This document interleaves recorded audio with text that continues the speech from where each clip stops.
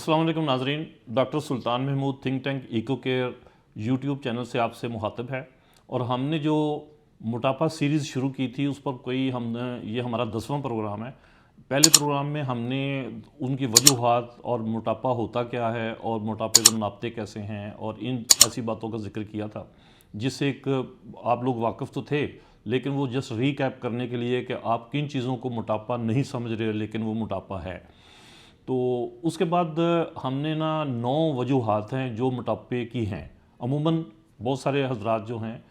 Doctor صاحبان بھی وہ اس کو کھانے پینے سے جوڑ دیتے ہیں، لیکن اس کے علاوہ بھی 8 وجوہات ہیں، ٹوٹل 9۔ تو 9 پروگرام ہمارے وہ تھے۔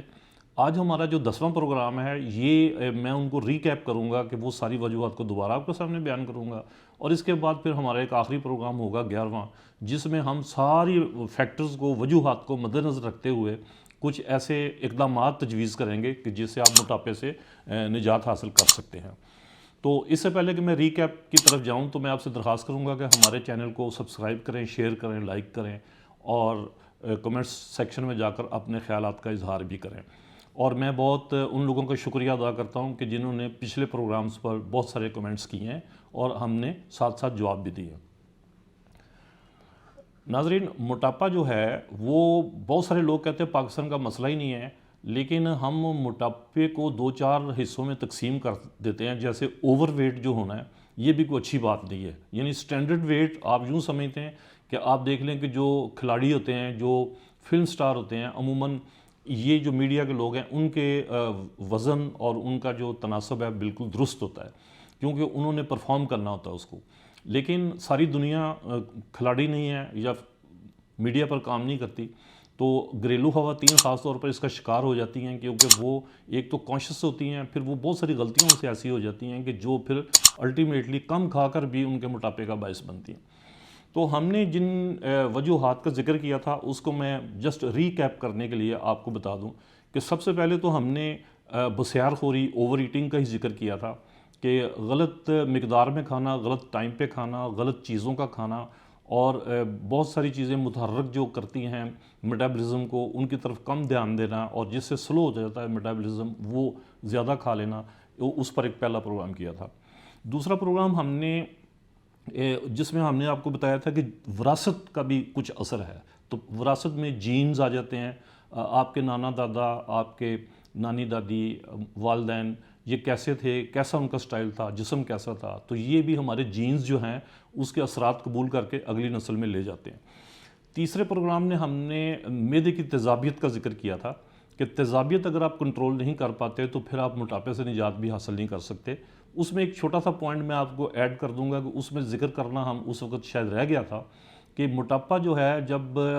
کے علاوہ معدے کی تیزابیت جو ہے وہ ہمارے ایجنگ پروسیس جو ہے، یعنی عمر بڑھنے کا، بڑھاپے کا، اس پروسیس کو بھی تیز کر دیتا ہے، ہم بوڑھے جلدی ہو جاتے ہیں اگر معدے میں تیزابیت ہے۔ اور ضمناً میں آپ کو بتا دوں کہ ایک ہم پروگرام کریں گے وہ ٹیلومیئرز پر، جو کہ ایک بڑی جدید ریسرچ ہے، اور وہ بتائے گی کہ ہماری زندگی موت کی جو کیلکولیشن ہے وہ کیسے ہوتی ہے،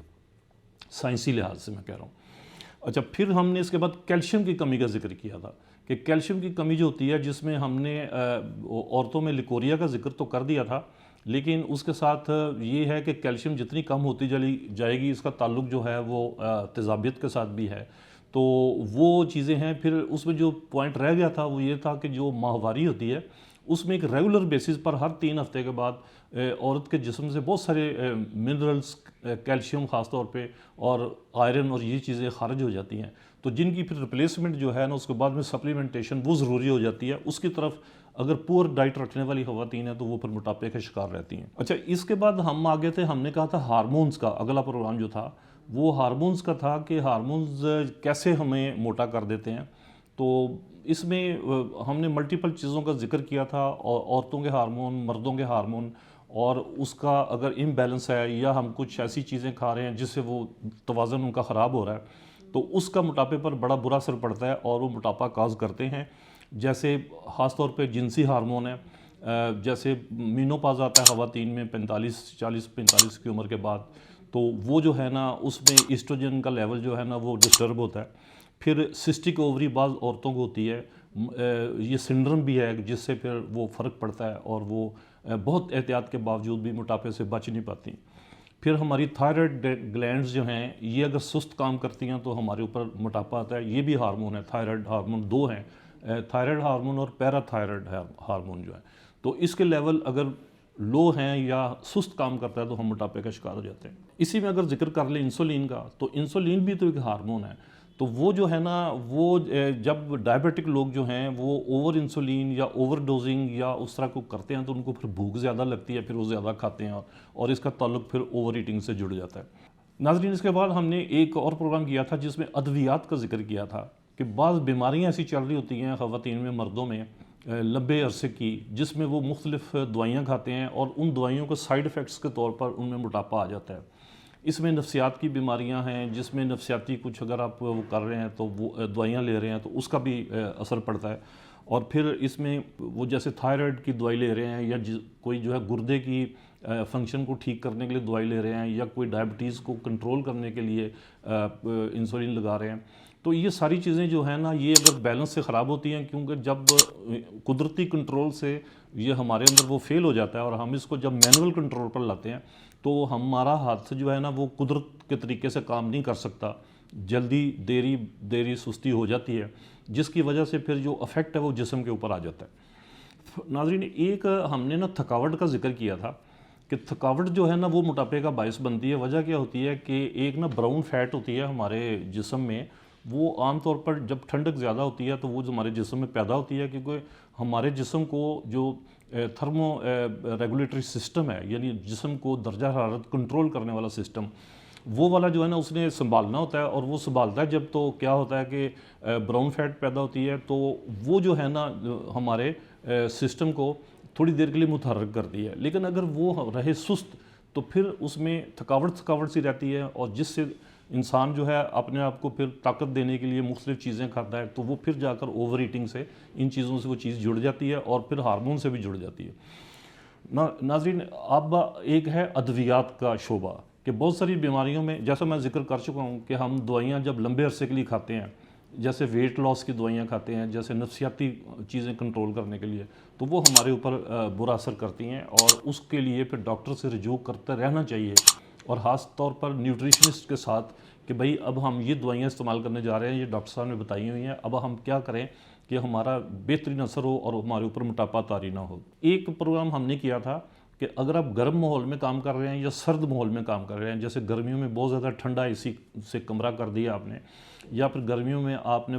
سردیوں میں بہت زیادہ ہیٹر سے وہ گرم کر دیا, تو کیا اس کا بھی اثر ہے ہمارے موٹاپے پر؟ یا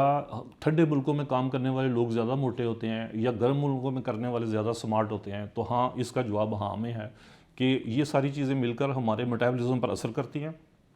اور ٹھنڈے ملکوں میں کام کرنے سے میٹابولزم سست ہوتا ہے, سست ہونے سے ہم پھر کھاتے زیادہ ہیں اور تھائرائڈ کا بھی اس میں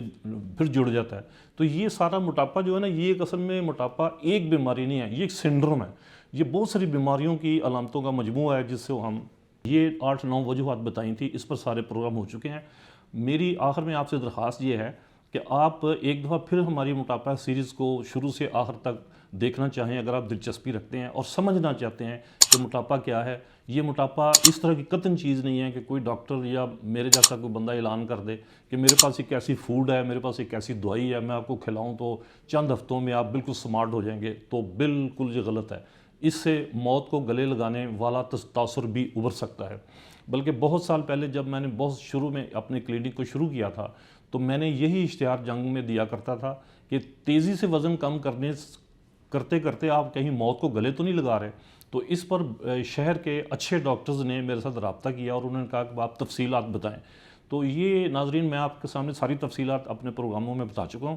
ڈاکٹر سلطان محمود کو تھنک ٹینک ایکو کے یوٹیوب چینل سے اجازت دیجیے, یہ کہتے ہوئے کہ آپ اس کو سبسکرائب کریں, لائک کریں, شیئر کریں اور کمنٹس ضرور دیں. اور آپ میرے نیکسٹ جو آخری پروگرام ہوگا اس سیریز کا, اس پر خاص طور پر دھیان رکھیں, کیونکہ اس میں وہ میں سٹیپس بتاؤں گا کہ جو ان تمام وجوہات کا احاطہ کرتے ہوئے مختصر سے ہیں, جس سے تھوڑی سی لائف سٹائل میں آپ کی تبدیلی آئے گی. بہت شکریہ.